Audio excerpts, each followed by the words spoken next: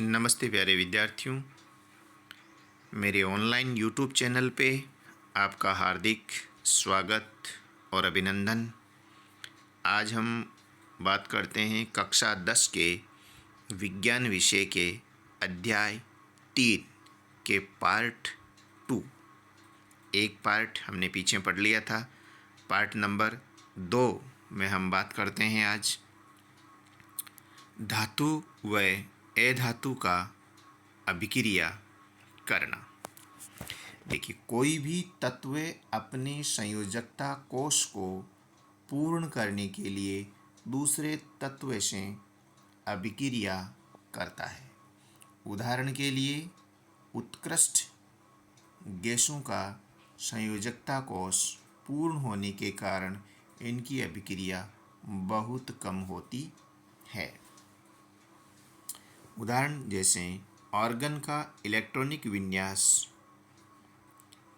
2-8-8, यानी प्रथम कोश में 2 इलेक्ट्रॉन, दूसरे में 8, तीसरे में 8 होता है। इसका संयोजकता कोश M, जिसमें 8 इलेक्ट्रॉन से पूर्ण भरा होने के कारण ये गैस कम क्रियाशील होती है।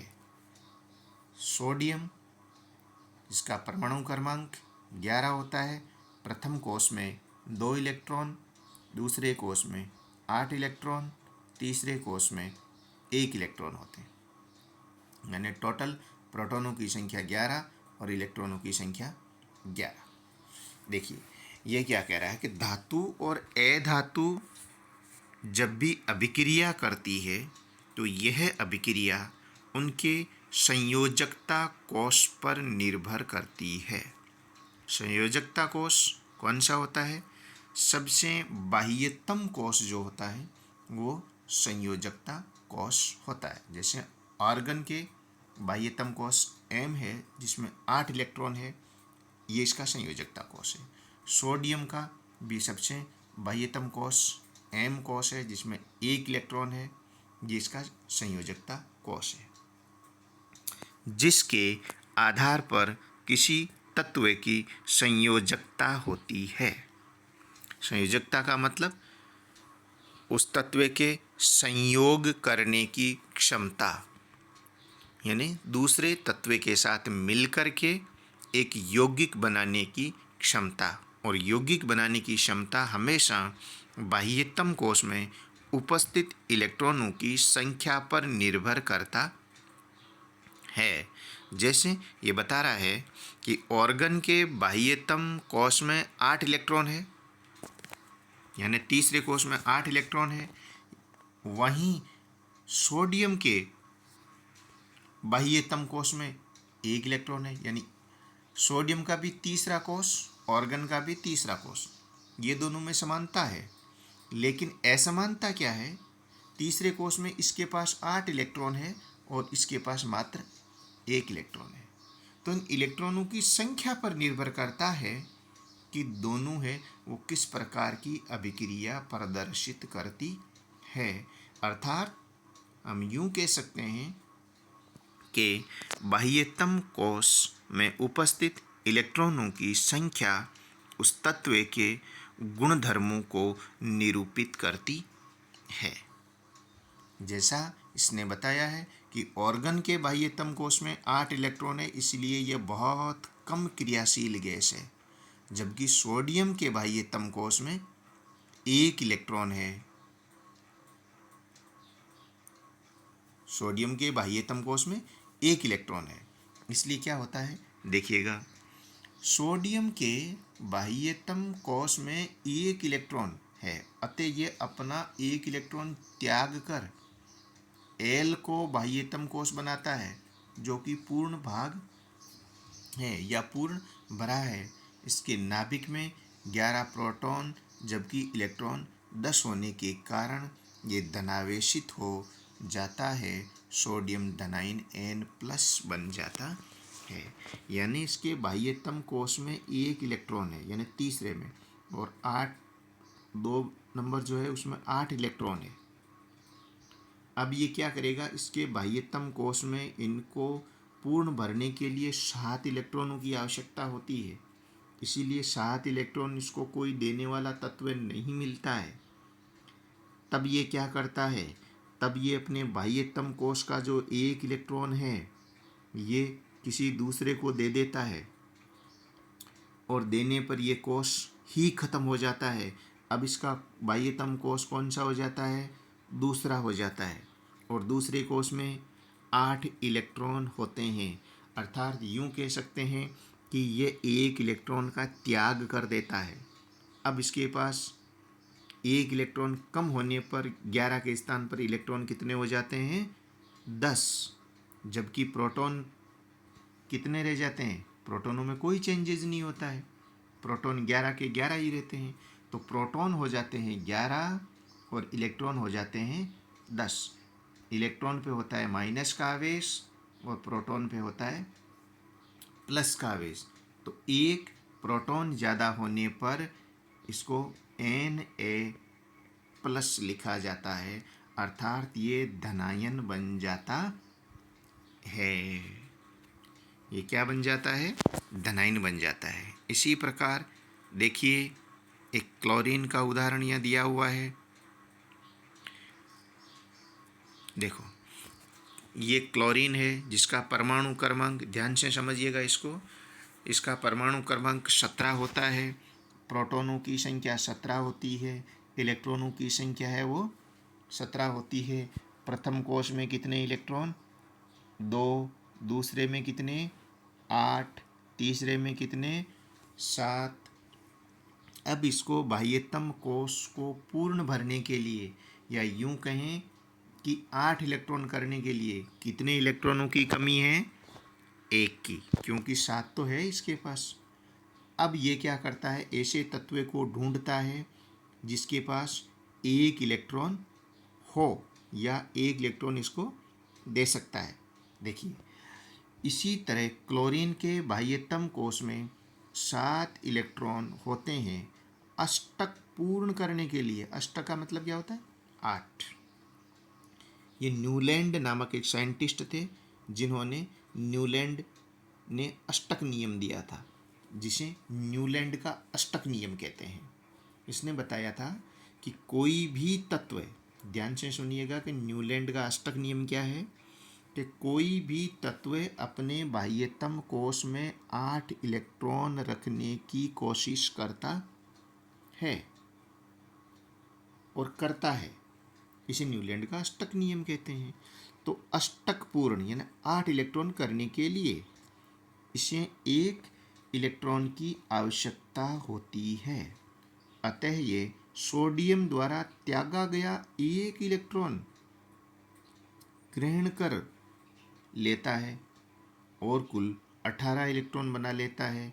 नाभिक में 17 प्रोटॉन व 18 इलेक्ट्रॉन होने के कारण क्लोराइड आयन प्राप्त होता है।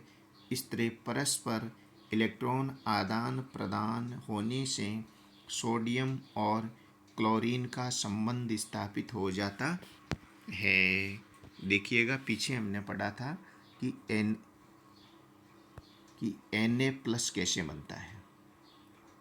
पीछे हमने क्या पढ़ा था कि Na+ कैसे बनता है, ये चीज़ पढ़ी थी हमने पीछे। क्यों, कि 1 इलेक्ट्रॉन त्यागने पर। क्लोरीन की देखिए, क्लोरीन के पास 17 प्रोटॉन होते हैं, 17 इलेक्ट्रॉन होते हैं। बाह्यतम कोश की बात करें तो बाह्यतम कोश में 7 इलेक्ट्रॉन होते हैं। अब इसको 1 इलेक्ट्रॉन की आवश्यकता होती है ताकि ये 1 इलेक्ट्रॉन प्राप्त करके बाह्यतम कोश में कितने इलेक्ट्रॉन कर ले, 8 इलेक्ट्रॉन कर ले, यानी अपना अष्टक पूर्ण कर ले। तब ये ऐसे तत्व को ढूंढता है जो इसको 1 इलेक्ट्रॉन दे सकता है। अभी हमने पढ़ा सोडियम ने 1 इलेक्ट्रॉन त्यागा था, तो ये 1 इलेक्ट्रॉन है वो कहाँ से प्राप्त करता है, वो सोडियम से प्राप्त करता है। और सोडियम से 1 इलेक्ट्रॉन प्राप्त करते ही इलेक्ट्रॉनों की संख्या 17 के स्थान पे कितनी हो जाती है, कितनी हो जाती है, 18। कितनी हो जाती है, 18। जबकि प्रोटॉनों की संख्या कितनी रहती है, 17। तो प्रोटॉन पे होता है प्लस का आवेश, इलेक्ट्रॉन पे होता है माइनस का आवेश। तो क्लोरीन के पास एक इलेक्ट्रॉन अधिक होने के कारण क्लोरीन पे कौन सा आवेश आ जाता है? माइनस।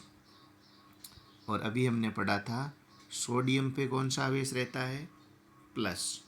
तो ये दोनों आयन आपस में क्रिया करके Cl माइनस और Na प्लस, ये दोनों क्रिया करके क्या बना लेते हैं? NaCl।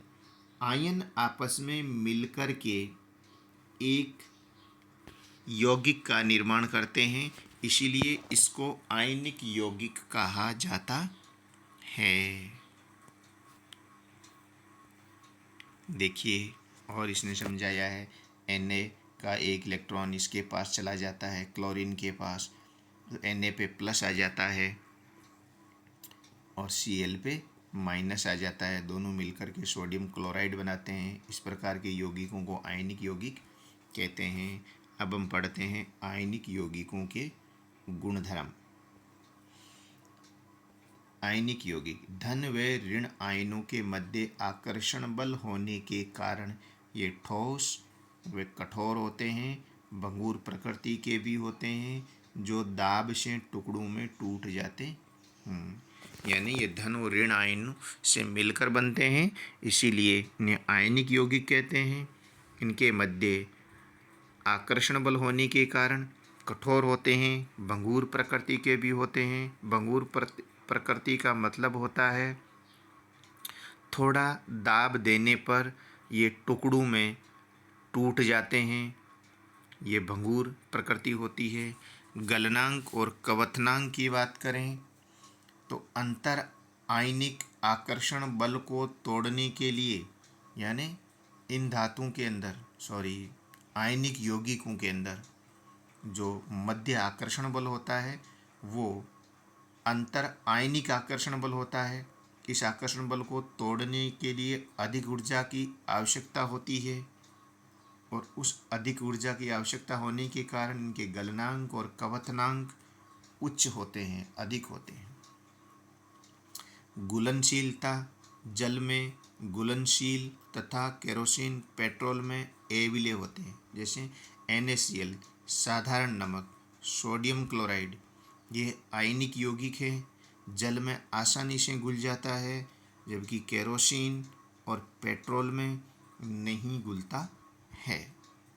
विद्युत की चालकता विद्युत के चालन के लिए आयनों की गतिशीलता आवश्यक होती है। विलयन में विद्युत धारा प्रवाहित करने पर आयन विपरीत इलेक्ट्रोड की ओर गमन करते हैं। यानी विद्युत का चालन करने के लिए आयनों की आवश्यकता होती है। NaCl को या अन्य आयनिक यौगिकों को जब जल में घोला जाता है तो ये आयनों में कन्वर्ट हो जाते हैं। यानी जैसे नमक है तो Na प्लस और Cl माइनस बनाता है। आयन है वो इलेक्ट्रॉनों का चालन करते हैं और चालन करने से वो विद्युत की चालकता को प्रदर्शित करते हैं। तो ये थे आयनिक यौगिकों के गुणधर्म। इनमें बहुत प्रकार के क्वेश्चन हैं वो बनते हैं। ऐसा बहुत कम पूछा जाता है कि आयनिक यौगिकों के गुणधर्म लिखिए। पूछा जाता है आयनिक यौगिक भंगुर प्रकृति के क्यों होते हैं, आयनिक यौगिकों का गलनांक और कवथनांक उच्च है वो क्यों होता है, आयनिक यौगिक पेट्रोल और केरोसिन में घुलनशीलता प्रदर्शित क्यों नहीं करते हैं, आयनिक यौगिक विद्युत का चालन क्यों प्रदर्शित करते हैं, इनके मध्य कौन सा आकर्षण बल उपस्थित होता है। ऐसे छोटे छोटे क्वेश्चन हैं वो पूछे जाते हैं और समस्त क्वेश्चनों के जो आंसर हैं इन 4 पॉइंट्स में दिए हुए हैं। ठोस अवस्था में आयनों की गति संभव नहीं होने के कारण आयनिक यौगिक ठोस अवस्था में विद्युत का चालन नहीं करते हैं, केवल गलित अवस्था में या विलयन की अवस्था में ही चालन करते हैं। नेक्स्ट है खनिज। खनिज किसे कहते हैं? पृथ्वी की भूप्रपटी में प्राकृतिक रूप में पाए जाने वाले तत्वों या खनिजों को यौगिकों को खनिज कहते हैं। छोटी क्लासों में हमने ये पढ़ा था कि ज़मीन से खोदकर निकाले जाने वाले पदार्थों को खनिज कहते हैं।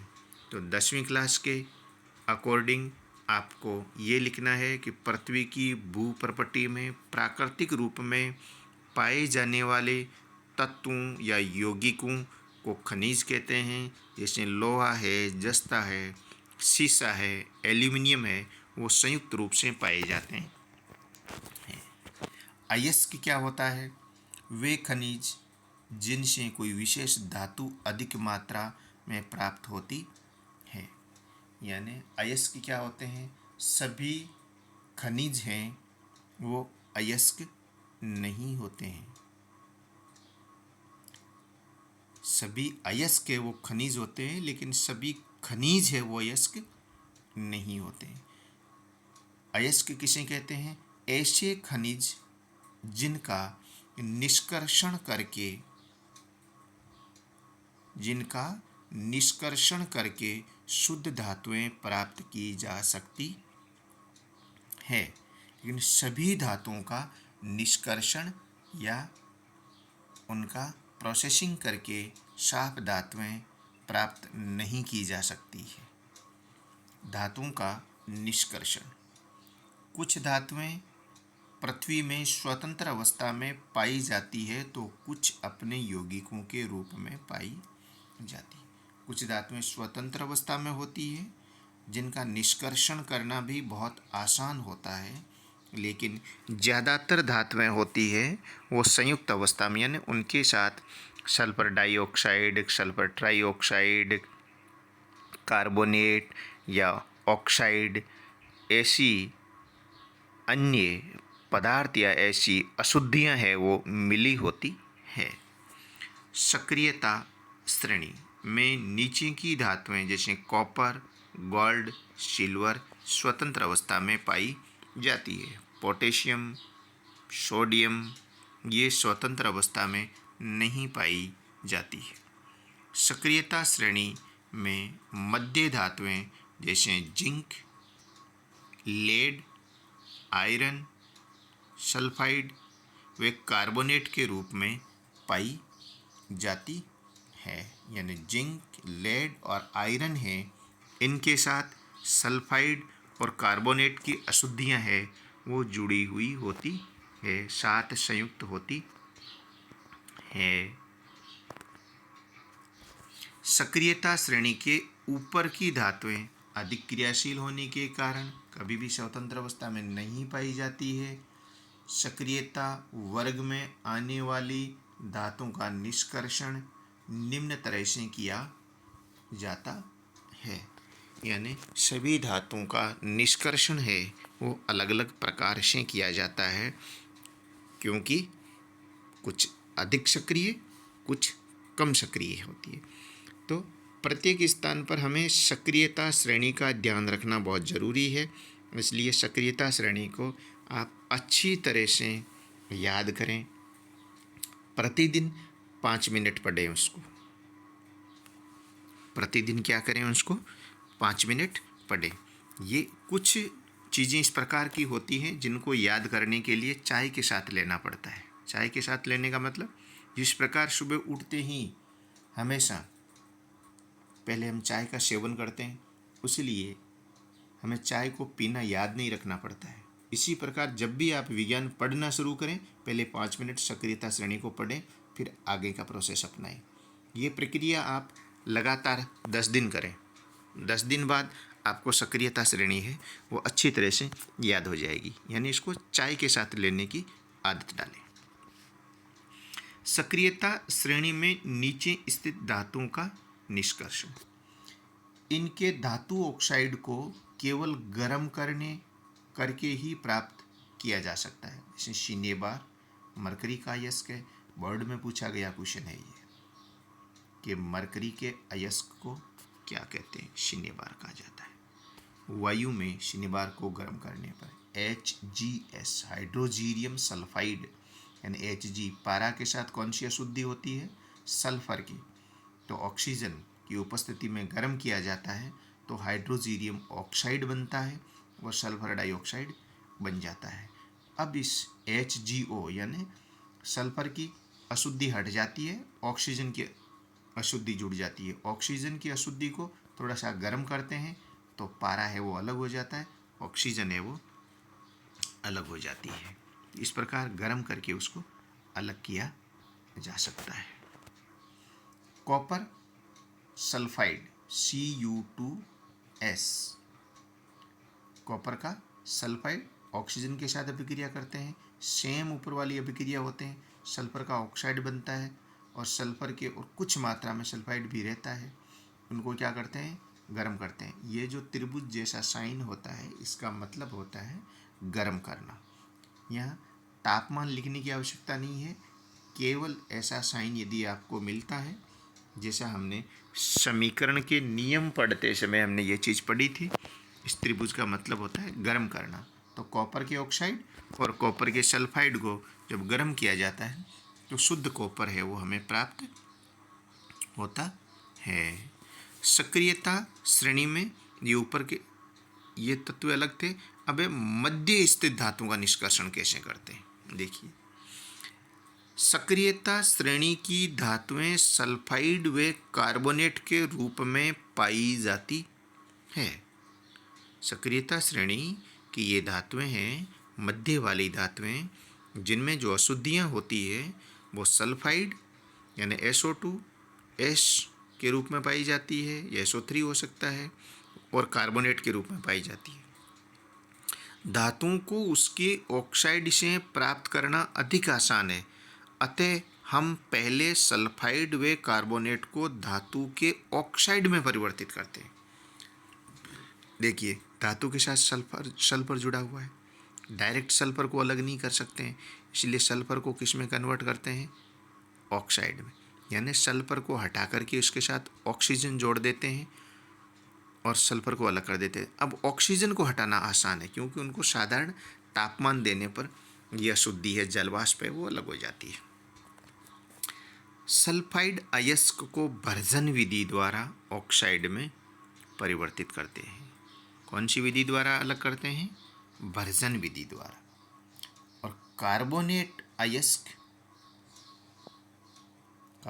अयस्क को निस्तापन विधि द्वारा। देखिए, बहुत बार ये पूछा जाता है कि भर्जन और निस्तापन से आप क्या समझते हैं, क्या अंतर होता है। तो दोनों की परिभाषा पढ़ने से पहले हमें ये जानना जरूरी है कि भर्जन की आवश्यकता क्यों होती है और निस्तापन की आवश्यकता क्यों होती है। तो इस सेंटेंस में पढ़ें कि भर्जन, सल्फाइड अयस्क को भर्जन विधि द्वारा धातु ऑक्साइड में बदला जाता है। यानी सल्फाइड जिस धातु के जुड़ा हुआ होता है उस सल्फर को अलग करके उसका ऑक्साइड में बदलना भर्जन विधि द्वारा होता है। कार्बोनेट जुड़ा हुआ है तो उस कार्बोनेट को अलग करके ऑक्साइड में परिवर्तन करना निस्तापन विधि द्वारा होता है। भर्जन क्या है, सल्फाइड अयस्क को अधिक वायु व अधिक ताप पर गर्म करना। सल्फाइड अयस्क को अधिक वायु या वायु की उपस्थिति में अधिक ताप देकर सल्फर को अलग कर ऑक्साइड का जोड़ देना। जबकि निस्तापन में क्या है, इसमें तो सल्फर हटता है, इसमें कार्बोनेट अलग होता है। सीमित वायु, माइनर अंतर है दोनों में, एक ही चीज़ का अंतर है, अथवा वायु की अनुपस्थिति। यानी भर्जन वायु की उपस्थिति होती है और अधिक उपस्थिति होती है, यूँ कह सकते हैं, और निस्तापन में वायु की अनुपस्थिति होती है। केवल एक शब्द का ही अंतर है, इसे निस्तापन और भर्जन कहते हैं। नेक्स्ट बात करते हैं जिंक अयस्क का भर्जन व निस्तापन। भर्जन ZnS, सल्फर जुड़ा हुआ है, ऑक्सीजन से अभिक्रिया करता है तो ये ZnO जिंक का ऑक्साइड बन जाता है, सल्फर डाइऑक्साइड अलग हो जाता है। यानी सल्फर को अलग करते हैं। निस्तापन के अंदर कार्बोनेट को अलग करते हैं, ZnCO3 कार्बोनेट जुड़ा हुआ है, गरम करते हैं तो गरम करने से ये कार्बोनेट अलग होकर के कार्बन डाइऑक्साइड गैस में बदल जाता है और ये जिंक का ऑक्साइड और ये भी जिंक का ऑक्साइड, ये अधिक अधिक वायु की उपस्थिति में, ये कम वायु की उपस्थिति में। धातु ऑक्साइड को धातु प्राप्त करने के लिए उसमें अपचायक मिलाया जाता है। नोट, विस्थापन अभिक्रिया द्वारा भी धातु ऑक्साइड से धातु प्राप्त की जा सकती है। MnO2 मैंगनीज डाइऑक्साइड और एल्यूमिनियम का चूर्ण से Mn और Al2O3 प्राप्त होता है। इनमें अपचायक के रूप में अत्यधिक क्रियाशील धातु का प्रयोग सोडियम, कैल्शियम, एल्यूमिनियम का उपयोग किया जाता है। यानी ये अपचायक के रूप में काम आने वाली अधिक क्रियाशील धातुएं होती है। नेक्स्ट है धर्मित अभिक्रिया। ये धर्मित अभिक्रिया है, वो नहीं है, इसको बोलते हैं थर्मिट अभिक्रिया। ये इंग्लिश के हिसाब से इसने धर्मित लिखा है, ये थर्मिट अभिक्रिया है। Fe2O3 आयरन का ऑक्साइड एल्यूमिनियम से अभिक्रिया करवाते हैं तो Fe और Al2O3 बनता है। इस अभिक्रिया का उपयोग रेल की पटरी, मशीनी पुर्जों की दरारों को जोड़ने में काम में लिया जाता है। अब सक्रियता श्रेणी में सबसे ऊपर धातुओं का निष्कासन, यानी ऊपरी धातुओं का निष्कासन, सोडियम, मैग्नीशियम और कैल्शियम का निष्कर्षण कैसे किया जाता है? इन्हें विद्युत अपघटनी विधि द्वारा अपचयन करके किया जाता है, क्योंकि ये निस्तापन और भर्जन से नहीं होता है, क्योंकि ऑक्सीजन की उपस्थिति में यदि इनको गर्म किया जाता है, इनके अशुद्धियाँ हैं वो दूर की जाती है, तो इसमें आग लग जाती है, क्योंकि अधिक क्रियाशील धातु हैं, इसलिए इनको विद्युत अपघटन विधि से अलग किया जाता है। इन धातुओं को उनके गलित क्लोराइड के विद्युत अपघटन से प्राप्त करते हैं। कैथोड जिस पे माइनस होता है, एनोड जिस पे प्लस होता है। कैथोड पर धातु का निक्षेपण होता है और एनोड पर क्लोरीन गैस है वो मुक्त होती है। कैथोड पर धातु यानी Na सोडियम बनती है कैथोड पे और एनोड पे क्लोरीन गैस बनती है। तो इस विधि से इनको पृथक किया जाता है। धातु का परिष्करण की विधि दी हुई है, देखिएगा। अशुद्ध धातु से अपद्रव्य हटाकर पूर्ण रूप से शुद्ध धातु प्राप्त करने की विधि परिष्करण विधि कहलाती है। इसे अपघटनी परिष्करण भी कहते हैं। ये विद्युत अपघटन विधि है। देखिए, इसको समझते हैं। देखिए, दो इलेक्ट्रोड लेते हैं, एक कैथोड और एक एनोड। एनोड पे प्लस आवेश होता है और कैथोड पे माइनस होता है। इनको बैटरी से जोड़ दिया जाता है। धारा की दिशा हमेशा प्लस से, देखो, प्लस से माइनस की ओर ये प्रदर्शित कर रहा है एरो के निशान से। देखिए, कैथोड है, एक इलेक्ट्रोड है, एनोड एक दूसरा इलेक्ट्रोड है। इसके अंदर क्या डालते हैं? अम्लीकृत कॉपर सल्फेट का विलयन। इसके अंदर क्या डाला गया है? अम्लीकृत कॉपर सल्फेट, CuSO4 का विलयन है। ये एक टैंक है और ये अपद्रव्य एनोड पंख है। यानी शुद्ध धातु प्राप्त करने के लिए इसका उपयोग है वो किया जाता है। जब इसमें विद्युत धारा प्रवाहित की जाती है तो क्या होता है? अशुद्ध धातु का एनोड बनाया जाता है और धीरे धीरे जब धारा प्रवाहित की जाती है तो एनोड है उसका आकार छोटा होता जाता है और कैथोड का आकार है वो बड़ा होता जाता है। क्यों होता जाता है? क्योंकि इसमें कॉपर जो है वो एनोड से कैथोड की ओर जाते हैं। कॉपर के जो आयन है वो यहाँ से कैथोड पर ज्वाइन हो जाते हैं और अशुद्धियाँ हैं वो इसके एनोड के नीचे पेंदे पे बैठ जाती है। इन अशुद्धियों को एनोड पंख कहा जाता है। देखिए, इस विधि द्वारा Cu, Zn, Sn, निकल, सिल्वर, गोल्ड आदि का परिष्करण किया जाता है, यानी शुद्धतम धातु प्राप्त करने के लिए इस विधि का उपयोग किया जाता है। अशुद्ध धातु को एनोड, जो धातु अशुद्ध है इनको शुद्ध करना है, उसका एनोड बनाया जाता है अशुद्ध धातु का, यानी ये एनोड है। ये कौन सी धातु है? ये अशुद्ध धातु है। एनोड किसका बनाया जाता है? अशुद्ध धातु का, जिसको शुद्ध करना होता है। और शुद्ध धातु का क्या बनाया जाता है? कैथोड बनाया जाता है। तो अशुद्ध धातु का एनोड और शुद्ध धातु का कैथोड बनाया जाता है। धातु का लवण विलयन को अपघटन की तरह काम में लिया जाता है। धारा प्रवाहित करने पर एनोड पर स्थित अशुद्ध धातु विद्युत अपघट्य में घुल जाती है तथा इतनी ही मात्रा में शुद्ध धातु विद्युत अपघट्य से कैथोड पर जाती है। विलेय अशुद्धियाँ विलयन में चली जाती है और अविलेय अशुद्धियाँ हैं वो एनोड की तली पर जमा हो जाती है, जिसे एनोड पंख कहते हैं। इस कारण विलयन में आयनों के अनुपातों में कोई अंतर नहीं होता है। आज के लिए बस इतना ही। इस लेसन का बचा हुआ जो पार्ट है वो हम लेसन नंबर 3 के पार्ट 3 के अंदर लेकर आएंगे। तब तक के लिए बहुत बहुत धन्यवाद। Thank you.